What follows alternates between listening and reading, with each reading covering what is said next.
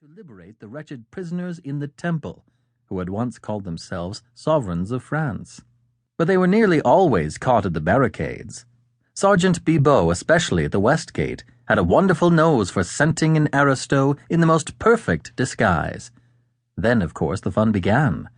Bibot would look at his prey as a cat looks upon the mouse, play with him, sometimes for quite a quarter of an hour, pretend to be hoodwinked by the disguise, by the wigs and other bits of theatrical makeup which hid the identity of a ci-devant noble marquise or count. Oh, Bibot had a keen sense of humor, and it was well worth hanging round that West Barricade in order to see him catch an aristo in the very act of trying to flee from the vengeance of the people. Sometimes Bibot would let his prey actually out by the gates, allowing him to think for the space of 2 minutes at least that he really had escaped out of Paris, and might even manage to reach the coast of England in safety.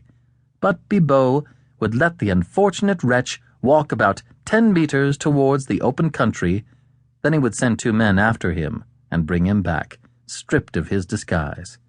Oh, that was extremely funny, for as often as not, the fugitive would prove to be a woman, some proud marchioness, who looked terribly comical when she found herself in Bibot's clutches after all, and knew that a summary trial would await her the next day, and after that, the fond embrace of Madame la Guillotine. No wonder that on this fine afternoon in September, the crowd round Bibot's gate was eager and excited. The lust of blood grows with its satisfaction. There is no satiety. The crowd had seen 100 noble heads fall beneath the guillotine today. It wanted to make sure that it would see another 100 fall on the morrow. Bibot was sitting on an overturned and empty cask close by the gate of the barricade. A small detachment of citoyen soldiers was under his command. The work had been very hot lately. Those cursed aristos were becoming terrified and tried their hardest to slip out of Paris.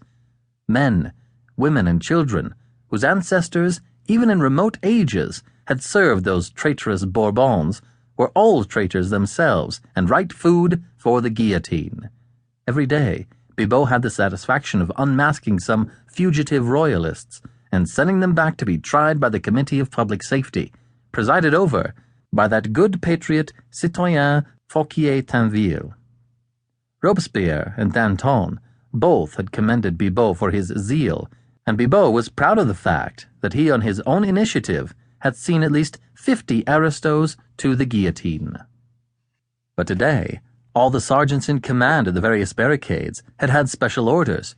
Recently, a very great number of aristos had succeeded in escaping out of France and in reaching England safely. There were curious rumors about these escapes. They had become very frequent and singularly daring. The people's minds were becoming strangely excited about it all. Sergeant Grospierre had been sent to the guillotine for allowing a whole family of aristos to slip out of the North Gate under his very nose. It was asserted that these escapes were organized by a band of Englishmen, whose daring seemed to be unparalleled, and who, from sheer desire to meddle in what did not concern them, spent their spare time in snatching away lawful victims destined for Madame la Guillotine. These rumors soon grew in extravagance.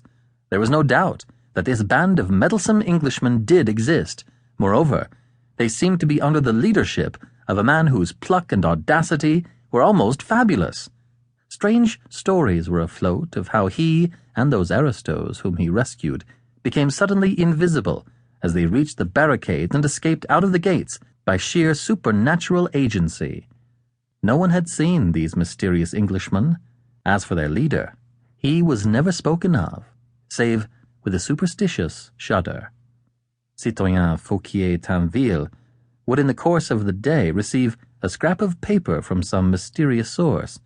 Sometimes he would find it in the pocket of his coat. At others, it would be handed to him by someone in the crowd, whilst he was on his way to the sitting of the Committee of Public Safety. The paper always contained a brief notice that the band of meddlesome Englishmen were at work, and it was always signed with a device drawn in red, a little star-shaped flower, which we in England call the Scarlet Pimpernel. Within a few hours of the receipt of this impudent notice, the citoyens of the Committee of Public Safety would hear that so many royalists and aristocrats